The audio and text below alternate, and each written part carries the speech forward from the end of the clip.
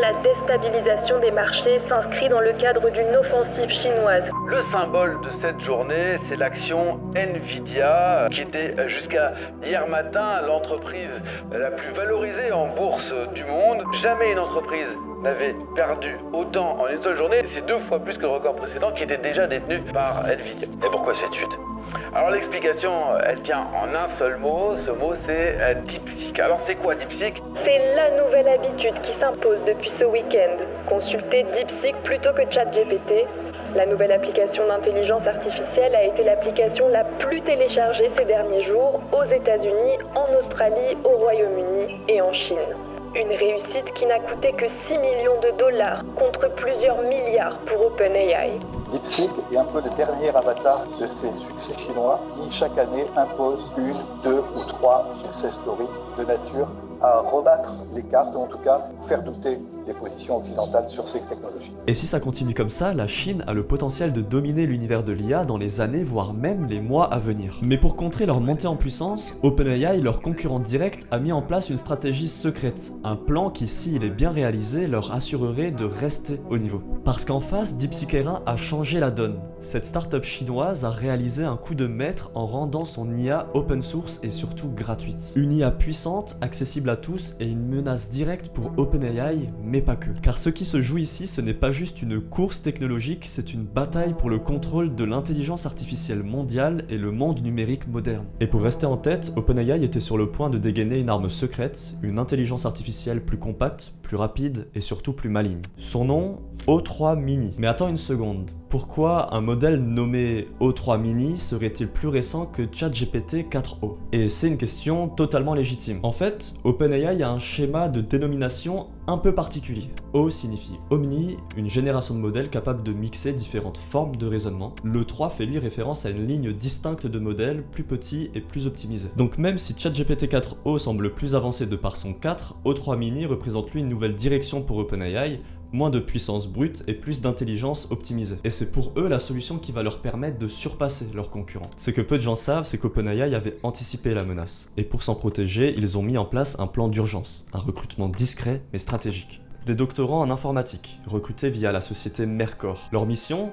Créer des casse-têtes scientifiques ultra complexes pour tester les limites de l'IA. Le salaire ? $100 de l'heure. Un investissement colossal, mais nécessaire, parce que ces chercheurs sont le nerf de la guerre. Mais OpenAI n'a pas choisi d'attaquer cette fois avec un modèle plus massif et plus gourmand en ressources. Ils font un pari audacieux, faire de O3 Mini une IA plus compacte mais redoutablement efficace. Là où des modèles classiques dévoraient des teraflops pour calculer, O3 Mini, lui, s'adapte. Besoin d'une réponse immédiate, il accélère. Besoin d'un raisonnement plus complexe, il creuse plus loin. Ce n'est donc plus une course à la puissance brute, c'est une véritable quête d'optimisation. Et pour les moins geeks d'entre nous, un teraflop, aussi appelé T-flop, est une unité pour mesurer la puissance de calcul des processeurs ou des ordinateurs. Ça correspond à 1000 milliards d'opérations en virgule flottante par seconde. Dit autrement, c'est la capacité pour un processeur d'effectuer un grand nombre de calculs complexes dans un temps très court. Avant d'aller plus loin, il faut que je réponde à une question que tu te poses peut-être. Comment sait-on qu'un modèle est réellement meilleur qu'un autre ?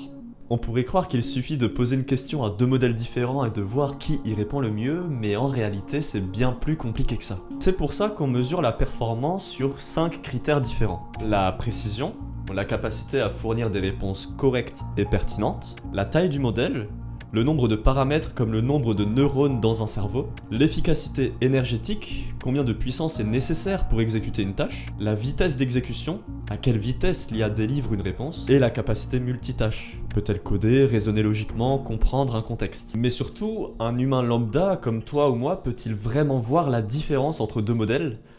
La réponse, c'est que pas toujours. Dans 90% des cas, ChatGPT et DeepSeek R1 donneront des réponses similaires. Et c'est dans les 10% restants que tout va se jouer sur la capacité à comprendre des requêtes complexes, l'aptitude à suivre un raisonnement logique structuré et l'optimisation des tâches intensives. C'est justement là où O3 Mini voulait frapper plus fort que les autres. Être l'IA la plus rapide, la plus intelligente, sans être la plus massive. Mais tout ça, c'était avant qu'un événement vienne tout remettre en cause. Un incident si gros qu'OpenAI a dû redéfinir toute sa stratégie et revoir l'avenir de ChatGPT 4 et O3 Mini en changeant totalement de paradigme. Et c'est ce tweet de Sam Altman, CEO d'OpenAI, qui en annonce la couleur. OpenAI décide d'abandonner O3 Mini et ça avant même sa sortie. Pourquoi ? Officiellement pour simplifier l'IA et son accès, Parce que avoir différentes IA et différentes offres rend complexe la compréhension pour le grand public. Mais officieusement, DeepSeek R1 a mis une pression si énorme sur OpenAI en annonçant un modèle open source aussi puissant que l'entreprise n'a eu d'autre choix que de changer radicalement de cap. Mais qu'est-ce que l'open source change réellement dans la bataille ?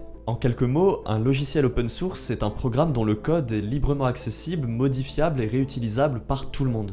Contrairement au logiciel propriétaire, verrouillé et contrôlé par une seule entreprise, l'open source permet à une communauté mondiale de développeurs de contribuer, d'améliorer et même de créer des versions alternatives. Dans le cas de DeepSeek R1, rendre son modèle open source signifie que tout le monde peut l'utiliser, l'adapter et construire des produits dessus. Et c'est un changement majeur, car les chercheurs peuvent entraîner des modèles personnalisés, les entreprises peuvent intégrer cette IA sans payer des licences coûteuses, et les développeurs peuvent modifier et optimiser l'algorithme comme ils le souhaitent. C'est une démocratisation massive de l'IA avancée pour toutes et tous, mais pour OpenAI, c'est un énorme danger. Car si demain, les entreprises et développeurs se tournent massivement vers des IA gratuites et open source, OpenAI va très rapidement perdre son monopole. Et c'est pourquoi, plutôt que d'optimiser et commercialiser un modèle intermédiaire, OpenAI choisit de frapper un grand coup en annulant O3 Mini et en concentrant toute leur attention sur ChatGPT 5. Leur objectif est clair, allier la puissance de leurs deux modèles O3 Mini et GPT-4o en un seul, simplifier une bonne fois pour toutes leur offre et empêcher DeepSeek R1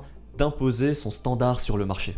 Mais derrière cette course technologique, une autre question se pose. Qui a-t-il vraiment à gagner ? D'un côté, DeepSeek R1 joue la carte de l'ouverture totale, une IA accessible à tous, personnalisable et modifiable.